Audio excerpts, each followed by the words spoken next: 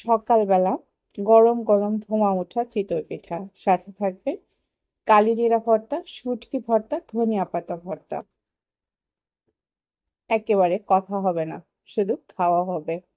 অনেকেই বলে শহরে বসে গ্রামের এই আমেজ ফিল করা যায় না। আমি এই কথার সাথে কিন্তু একেবারেই একমত না।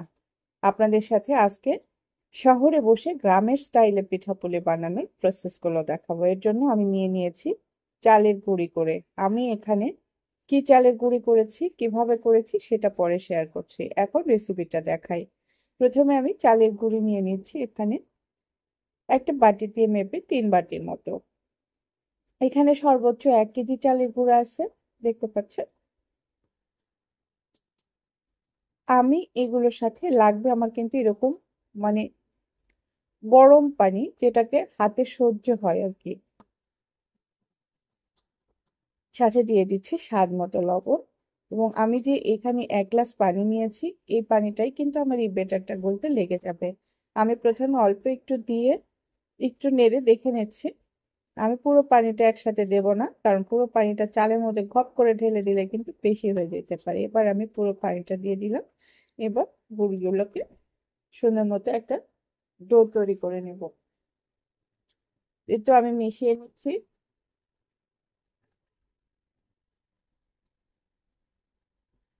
এটাকে সুন্দর মতো স্মুথ করে একটা ব্যাটার তৈরি করে নিতে হবে। আর এই ব্যাটারটা কিন্তু বেশ কিছু সময় ধরে, আমি প্রায় 15 থেকে 20 মিনিট ধরে এই ব্যাটারটা মথে নিয়েছি এরকম সুন্দর করে, একদম ফিনিশ করে নিতে হবে।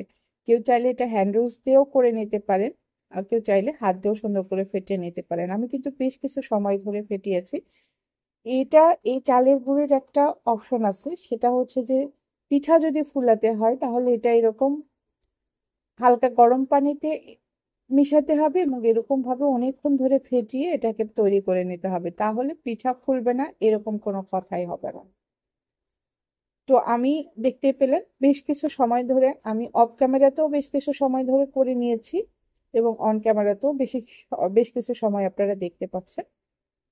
তো আমার ব্যাটারটা গোলা হয়ে গেলে এবার চলে যাব কুকিং প্রসেস। এর জন্য আমি একেবারে নতুন তাওয়া নিয়েছি, দেখেন নতুন একটা মাটির তাওয়া, এটা আমি 40 টাকা দিয়ে কিনে এনেছি।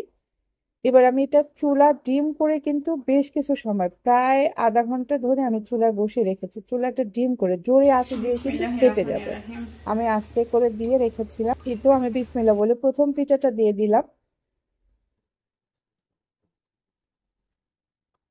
এবার একটু পানি দিয়ে দিচ্ছি। হ্যাঁ, এখন বলতে পারেন রাস্তায় যারা পিঠা ভাজে তারা কিন্তু এরকম পানি দেয় না। আমি আপনাদেরকে আগেই বলেছি, আমি কিন্তু সেই গ্রাম বাংলার ঐতিহ্য ফলো করে আপনাদেরকে এখন পিঠা বানানো দেখাবো। সো আমি কিন্তু গ্রামে যেভাবে বানাই ঠিক সেইভাবেই আপনাদের প্রসেসটা দেখাচ্ছি। এই তো এবার ঢাকনাটা তুলে নিলাম, দেখেন মাশাআল্লাহ আমার প্রথম পিঠা কতটা সুন্দর হয়েছে। তবে হ্যাঁ, এখানে একটা কথা আছে, এই পিঠা কিন্তু প্রথম অবস্থায় এই তাওয়া থেকে উঠতে চাইবে না। এই যে দেখেন, আমি একটু উঠানোর জন্য চেষ্টা করলাম, উঠতে চাইলো না।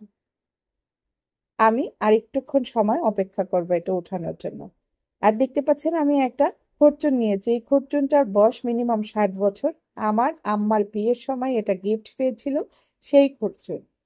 তো বুঝতেই পারছেন এটা কত ঐতিহ্যবাহী একটা খরচুন। আমি 5 থেকে 6 মিনিট ওয়েট করার পরে কিন্তু আমার পিঠা উঠে আসলো। এই তো মাশাল্লাহ, কি সুন্দর আমার প্রথম পিঠাটা উঠে আসলো। এবার আমার দ্বিতীয় পিঠাটা দেওয়ার পালা। এখন বলি আমি চালের গুঁড়িটা কিভাবে করেছি। আমি এখানে 1 কেজি আতপ চাল নিয়েছিলাম এবং আধা 1 কেজি সেদ্ধ চাল নিয়েছিলাম।